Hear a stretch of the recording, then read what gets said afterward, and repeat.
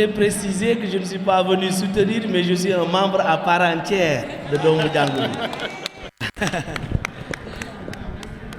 Merci, honorable Abdourahmane Diouf, monsieur le directeur général de FACE, monsieur le président de Domou Djangoubi, monsieur le coordonnateur de la commune de Pastef, la commune de Ouakam, Pastef Ouakam, et toutes les personnalités ici présentes en vos titres, grades et rangs. Je voudrais d'abord témoigner de toute ma joie et le plaisir qui m'anime en étant ici aujourd'hui avec tout le monde, partager ces moments de bien-être.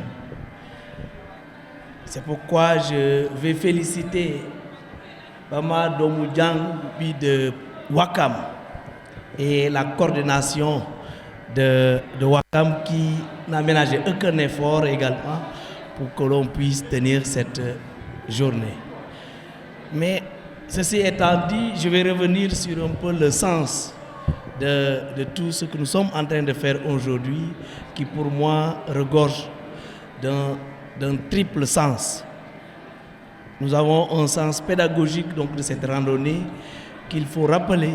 D'abord, une randonnée participe au bien-être de tout un chacun. Et le sport, tout le monde sait ce que ça fait dans notre organisme.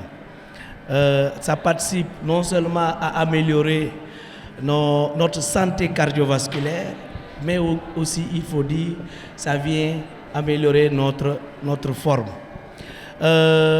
C'est pourquoi nous saluons en tout cas cette initiative-là. Mais deuxièmement, il faut dire que cette randonnée a une dimension sociale. Aujourd'hui, vous voyez des chrétiens et des musulmans cheminer ensemble. Mais vous voyez également des politiques et des citoyens de la société civile cheminer ensemble. Parce qu'il n'y a pas que des politiques ici, nous voyons tout le monde. Je crois que c'est un moment fort de communion qui montre encore une fois que celui hier qui n'avait peut-être pas encore compris le message de Pastef pourrait bien le comprendre aujourd'hui. Mais il faut dire que cette randonnée a une troisième dimension pour moi qui est une dimension vraiment communicationnelle. Il faut qu'on partage sur les valeurs de Pastef, mais il faut qu'on partage sur les réalisations et les grands chantiers donc, du gouvernement. Et ça, je crois qu'un moment n'est pas meilleur que celui-ci pour que l'on puisse aujourd'hui partager. Il y a beaucoup de choses qu'il faut faire, qu'il faut partager. Je crois qu'aujourd'hui, on a l'habitude de dire que nous n'avons pas une opposition. Si, on a une opposition, mais elle est plutôt peureuse. Une opposition qui n'ose pas s'affirmer et qui envoie des chroniqueurs.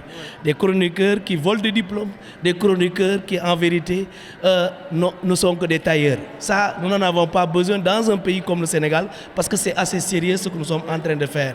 Je crois que c'est un moment de partager sur ce que nous avons trouvé sur ce pays. Nous avons trouvé des choses, un pays presque carabiné, où chaque secteur que vous prenez, c'est des problèmes.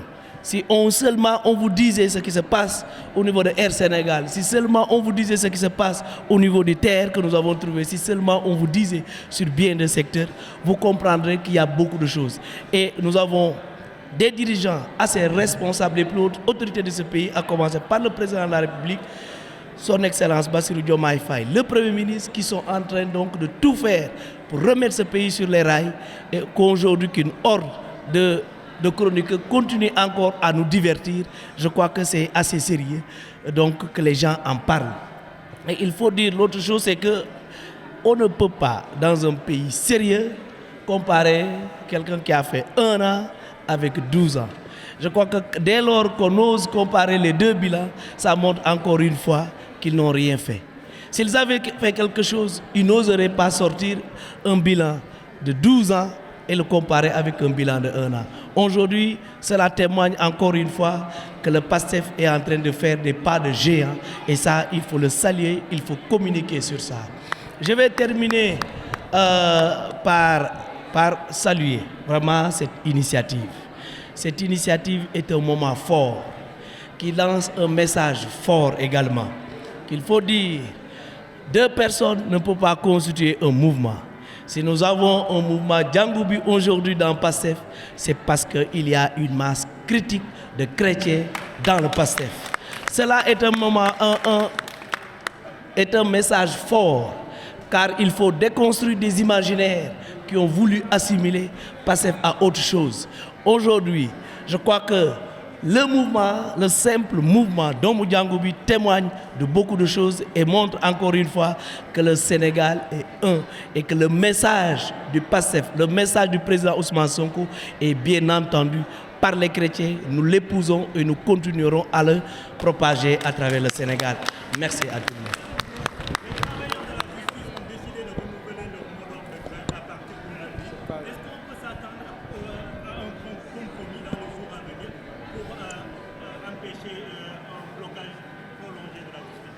Oui, nous sommes en train de travailler chaque jour pour l'apaisement du climat social. Nous continuerons à le faire. Et je crois que vous me donnez l'occasion de leur tendre encore la main pour leur dire que les problèmes, ça se règle autour d'une table. Ce n'est pas dans la rue qu'on réglera des problèmes. Je crois que la revendication principale qu'ils portent aujourd'hui est une revendication légitime que nous portons également. Je crois que nous sommes les premiers à le rappeler pour le reclassement des greffiers. Alors, c'est sur les modalités que le blocage se trouve. Alors, nous leur disons que l'État fonctionne selon un certain nombre de règles que nous ne pouvons pas court-circuiter. L'État, ce sont des règles, ce sont des lois et on ne peut pas faire autrement. Nous les appelons encore une fois à la table de négociation pour continuer à apaiser le climat social. Merci. Assalamu alaikum wa rahmatullah. Mbokk yi maa ngi leen di nuyu yéen ñëpp seen tur ak seen sant di dooreel nuyoo bi ki nga xam ne mooy suñu kilifa di représenter le président de la République, son Excellence Monsieur Bassirou Diomaye Diakhar Faye, de représenter le gouvernement du Sénégal sous la tutelle du Premier ministre Monsieur Ousmane Sonko, muy ki nga xamante ne mooy Monsieur le ministre Olivier Boucal. ñu ngi lay nuyu bu baax a baax. Ginnaaw loolu ñu ngi nuyu ñi nga xamante ne ñoo organiser lii. Plus particulièrement ki nga xamante ne mooy le président monsieur Joseph ñu ngi rafetlu sa taxawaay bu baax a baax ak initiative bi mais di ci toftal ki nga xam ne mooy Julia muy coordonnatrice bi nga xam ne moo nekk fii ci Wakam bu Mopatji. su ma jugee ci loolu may nuyu ki nga xamante ne mooy le chef de cabinet du ministre monsieur Abbas Fall, ministre du travail muy Bouli Galissa. su ma ci paree ma teg ci ki nga xamante ne mooy suñu grand frère comme vous l'appelez bien le député de Wakam monsieur Abdourahmane Diouf. maa ngi koy nuyu bu baax a baax di nuyu képp ku fi nekk nag sa tur ak sa sant sa rang ak sa statut. fàttewuma magi Pastef yéen ñëpp ci ngeen bokk. waaye di nuyu xale yi nga xamante ne ñoom ñooy avenir u suba. def naa ni tey première édition ngeen wax mais la 20e édition ces jeunes auront 20 ans ou 25 ans ou 30 ans. foofu la ñu war a xool semer ay graines yoo xamante ne li ci kanam ñooy porter le flambeau. su leen defee activités yi ni mel joindre c'est vous préparer l'avenir et c'est important. loolu du ma def lu dul remercier leen ci mais lii dafay wanewaat encore beneen fànn bi nga xamante ne parti Pastef am na ko parce que ginnaaw bi ñu waxee MODAP muy ñi nga xamante ne mooy les doomi daara mais ñëpp xam nañu ne dañu dëkk ci dëkk boo xamante ne mën naa ne c'est la démocratie religieuse moo fi am na ñoo xam ne gëm nañu yàlla ci seen diine muy yi nga xam ne dañ ko révélé benn di ci islam benn di ci christianité beneen bi di ci ñi nga xamante ne mooy judaïsme mais am na ñeneen ñoo xamante ne xëy na gëmuñu religion yooyu mais ci la ñu bokk ci lañu bokk parce que am na leneen lu ñu gëm et lii dafay wanewaat encore une fois solidarité ak fraternité wu Pastef parce que tey bu demee ba ngeen am opportunité créer li nga xamante ne mooy Moppadji le mouvement patriotique des doomu jàngo dafa nekk lu am solo te dañ koy saluer bu baax a baax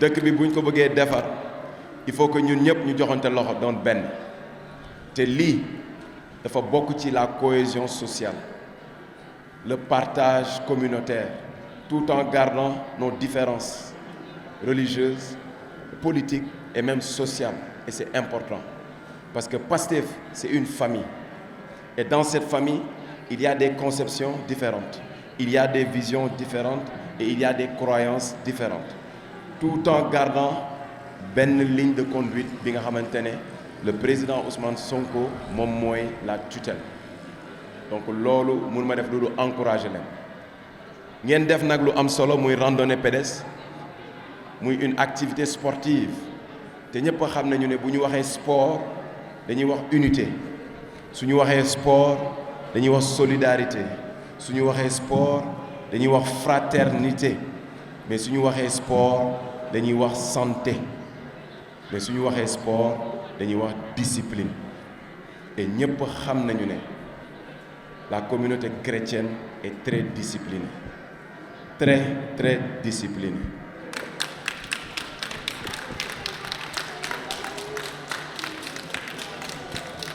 de par ce caractère aujourd'hui war nañ ci mën a jàngat et je le dis sous la tutelle du président Joseph il va falloir qu'on investisse encore une fois de plus dans la formation des jeunes surtout si l'école du parti il va falloir investir et yéen doomu jàngo yi da ngeen ci am part de responsabilité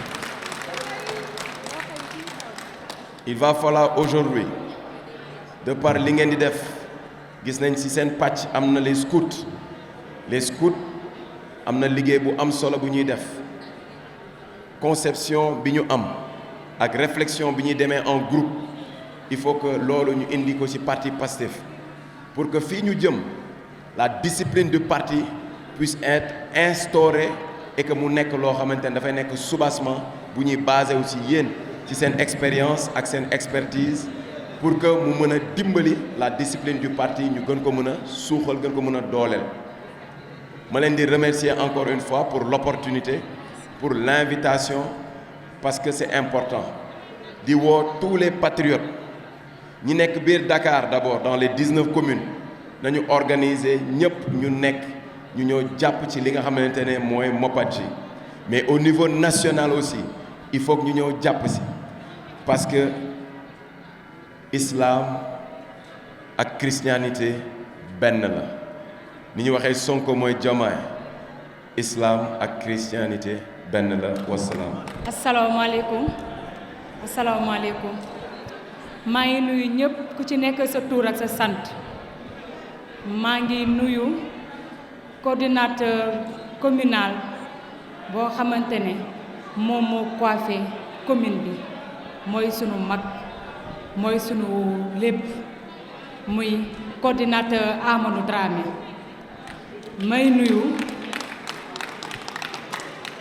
may nuyu waa magi Pastef di ko jaalale ci président Mokhtar ñi fi jaaroon sànq wax ay kàddu yu rafet may nuyuwaat ba tey maa ngi ci Wakam ndax duma bàyyi di sant Wakam ndax Wakam fii benn lañ di jox sama nuyoo doyen Goudiaby muy sunu mag di sunu conseiller technique ci biir Wakam ak ci biir section communale Wakam may jàllale sama nuyoo nag ci ki tax tey ñu naan Moppadji egg fi muy egg ba nit ñi mën di ko waxtaanee ba tey randonnée bi mu am ci xalaat bu rafet ba mën a dajale tey ay nit ay xale ay ndaw ñuy def ay activité ma di ko nuyu bu baax a baax mi Joseph Préra may dolliwaat sama nuyoo ci samay invité ñii ay invité lañ su leen neexoon bañ a ñëw wala su leen neexoon ne Moppadji la wala xale bu ndaw mooy organiser duñ ko fekk si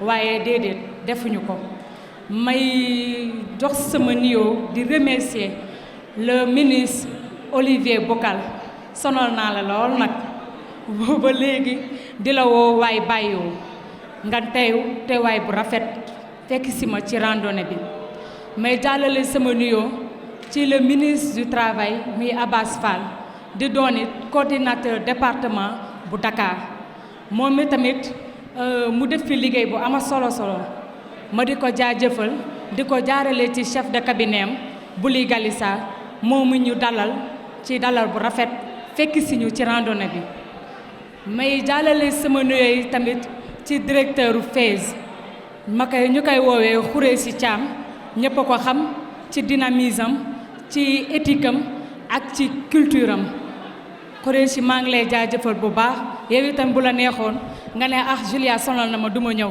waaye yee naa la ci fajar nga fekk si ma ci randonnée bi. Beaucoup DJ, son bi neex na. Voilà, mes propos vont commencer d'abord par deux remerciements. Alors, je remercie toute l'assistance qui est là. maa ngi remercier ñëpp ñi bàyyi seen ité ñi bàyyi seen activité pour mën a teewee bés bi. Mes remerciements vont aussi à monsieur le ministre Olivier Bocal. Monsieur Bocal, c'est un partenaire. Monsieur Bocal, dès les premières heures jàpp na ci combat bi.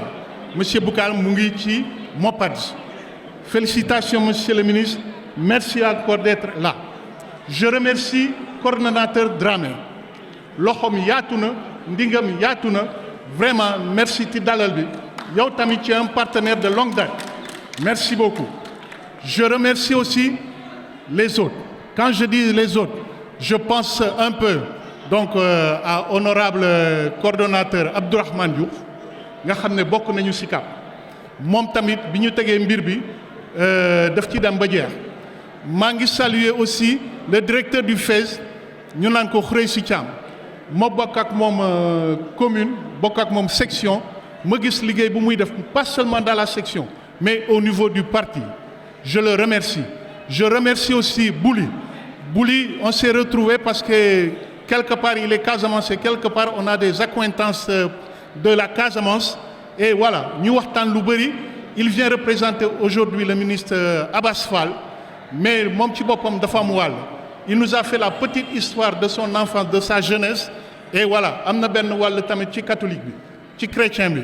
Donc voilà, si on dit aujourd'hui le MOPADS, nous voulons en tout cas insister sur cette cohésion sociale qui est entre chrétiens et musulmans.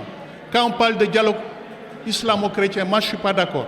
Il faut qu'on parle de cohésion. Ça a été là depuis très longtemps et nous on s'évertue à maintenir cette dynamique. Voilà. Nous disons, patriotes africains du Sénégal, pour le travail, l'éthique et la fraternité. Qui dit travail, dit religion. Qui dit éthique, dit morale, donc dit forcément religion. Qui dit fraternité, évidemment, dit aussi religion.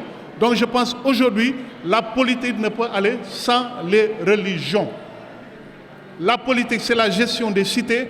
La religion, c'est la gestion des cités. Les deux vont ensemble. Donc aujourd'hui, nous avons un autre rôle aussi, nous, qui sommes représentants, entre guillemets, des religions, c'est de bien faire la politique. La politique d'avant ne devrait plus être droit de cité dans ce pays. Nous devons réformer cette politique. Nous devons faire une politique vraie, une politique saine. Les autres propos, c'est des propos de félicitations. Je vais commencer par féliciter Julia.